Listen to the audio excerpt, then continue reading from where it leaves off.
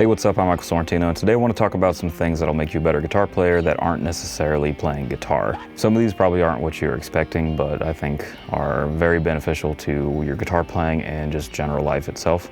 So the first topic I want to talk about is breathing. You can control your heart rate through breathing. You can reduce tension, you can relax. Specific examples of this would be like if you are playing live, you're getting ready, you're a little anxious, right? Taking a few deep breaths using like the 4-4-4 method or whatever. 4 seconds in, hold for 4 seconds. 4 seconds out, hold for 4 seconds. That can help lower your heart rate, help reduce your stress in the moment. For guitarists, the specific example I can think of is when you encounter a fast part and you just hold your breath. When you're holding your breath and trying to play something quick at the same time, your whole body tenses up, and that can either make you miss what you're trying to play, or you get tired earlier on in the song, or you just don't have the endurance because you're not breathing properly. Something you can do to alleviate stress in all aspects is just called diaphragmatic breathing. And essentially that's just breathing through your diaphragm instead of through your chest, as some people feel it. There was a study that showed vocal performers had better performances when practicing diaphragmatic breathing, and I'm going to link that study and other studies I mentioned in this video. The second thing you can do to improve your guitar playing is by watching your idols and see exactly what they do. And the best way that I've found to do this is go on YouTube, find a performance of any artist that you like, slow it down 50% or 25%, and just watch very specifically what they're doing in both the right and the left hands. One of the first people that I actually tried this with was Tosin Abasi, because I was trying to figure out what he was doing with his thumb when he was thumping, because he's got the crazy hitchhiker's thumb that's bent all the way back, and I was like, maybe if my thumb was like that, I'd be able to thump too like him, and that's not how it works. Number 3 that can help out a lot is actually learning piano.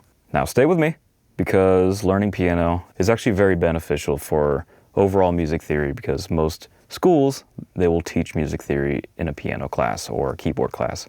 Having at least a fundamental knowledge of how music theory works, how to build a scale, how a triad works, what makes a minor chord, how to build a chord based with extensions like a 9 or an 11, all of those things play out in guitar. Not perfectly well because of how the instrument is laid out, but having that visual representation of how chords are formed will give you a more solid baseline to work off of. So like for example, if you want to play a C, oh God.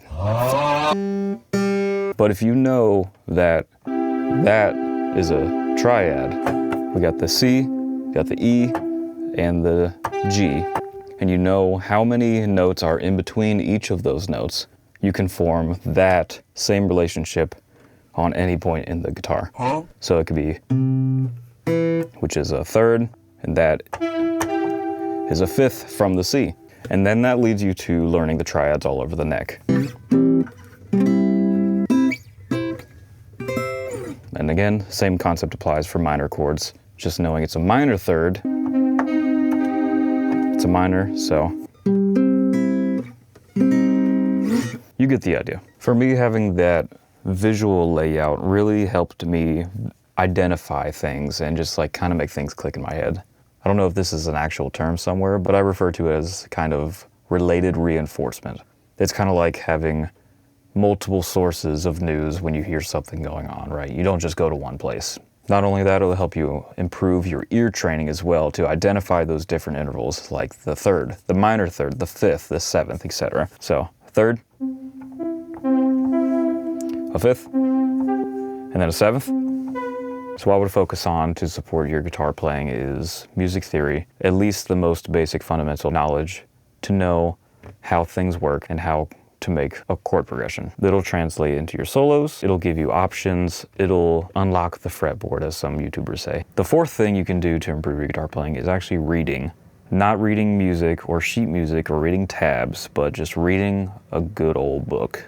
And it can be any book you like. It doesn't have to be fiction, it doesn't have to be nonfiction, it can be literally anything that you like. This transfers over to guitar playing for a couple reasons. One, reading is slow and deliberate, which are things that you need to practice in order to practice guitar. And I know that it's hard or boring or whatever, but you have to do the boring stuff to get good. My second argument for reading is that it'll help eliminate your brain rot and your TikTok brain, or whatever you want to call it. Your attention span will be vastly improved. You'll actually want to talk to people, you know, your conversations with people will feel better, blah, blah, blah. Reading is just good for you. But if you're an audio nerd and want to read a book, I could recommend Understanding Audio. And this book covers a lot of different things. It covers pretty much the fundamentals of starting a music studio, or how sound waves work, how signal flow works, even acoustics in your room. All that stuff is in this gigantic book, and it's all very nerdy. But I've learned a lot in this book. I've learned a lot in the classes that I've taken around this book.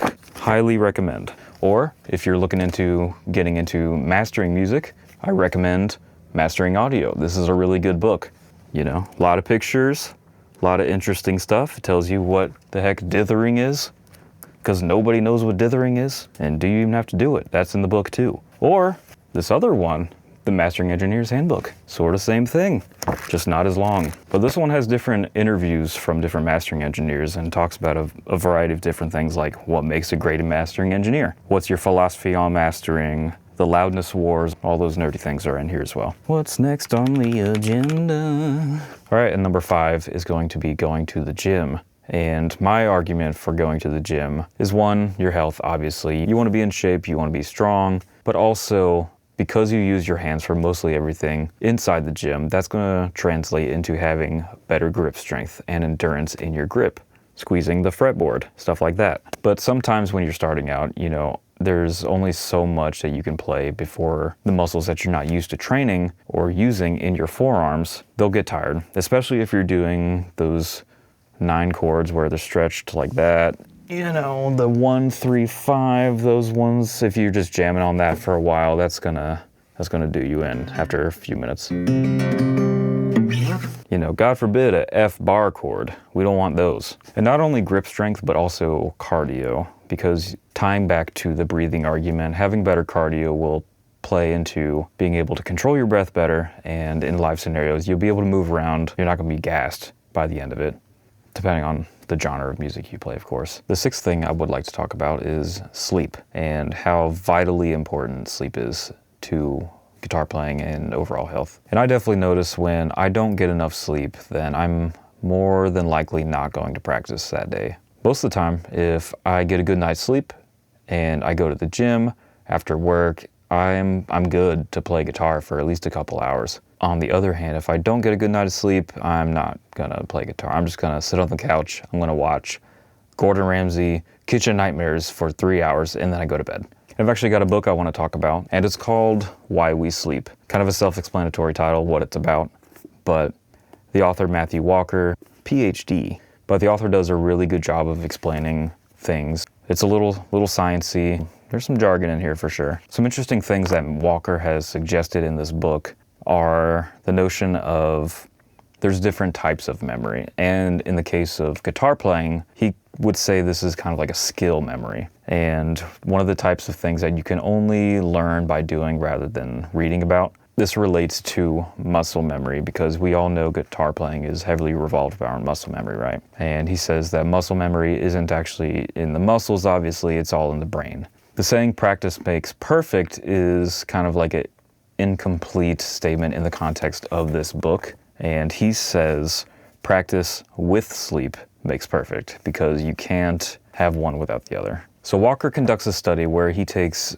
a group of right-handed individuals and have them learn a sequence on piano with their left hand. They have 12 minutes to learn it, and they are retested 12 hours later for how accurate and, I guess, fast they can play the sequence. And there were 2 groups of people. One group of people were learning in the morning time. The other group was learning 12 hours later in the evening. When the first group was tested 12 hours after their learning in the morning, they didn't show much improvement on their ability to play the sequence. The second group, after that same 12-hour time span, which included a full night's sleep, mind you, that group showed a 20% jump in performance and a 35% jump in accuracy, which is statistically significant. And something to note also about the first group is that after a full night's sleep as well for those guys, they also showed a slight improvement in that sequence that they learned. Food for thought,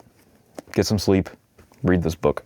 And the last thing that's gonna help you out a lot is literally just don't play guitar. And what I mean by that is take a break, especially in those times where you're just not enjoying it. Sounds kind of pessimistic, but honestly, a break is sometimes what you need. Even if you only take a 10-minute break from what you're trying to play, say you're trying to record something, and you just can't get it right. And it happens to me all the time. So I'll go do literally anything else. I'll go have a cup of coffee. I'll change the strings on the guitar. I'll read, I'll do something, watch TV. I'll come back maybe 10, 15 minutes later, and I'll be able to get the take. I'll play it a lot cleaner. I'll play it better because I'm not frustrated. I'm not like frazzled that I'm not getting the take and it's taking forever. As long as I have a real shitty scratch take and I don't forget the idea completely, I'm all right. You know? And even if you have to take a longer break, let's say you're burnt out, your work is kicking your ass, you know, you just got a lot of things going on for you. It's okay to take a break. I've taken breaks from posting, from playing. I've done other things to help make me a better rounded individual. You know, I've learned other hobbies like the camera stuff and just hiking, snowboarding, literally anything else, you know, all that helps out a lot. After a break, you're more motivated to play. And honestly, that's sometimes when the good ideas happen. It'll be just a random morning and I will be just motivated to play. I feel something brewing in here and it's gonna happen. And those are usually what end up turning into my songs. The songs that I've posted on my Spotify and Apple Music and stuff have all been basically scenarios like that where I'm not really trying per se. It just kind of happens. I get a spark of inspiration, I record it. Sometimes I binge record the whole song in one sitting, which has happened a couple times, but it just happens. It flows more naturally. So all that to say, sometimes getting better at guitar isn't by practicing. Thank you so much for watching. I'll see you in the next one.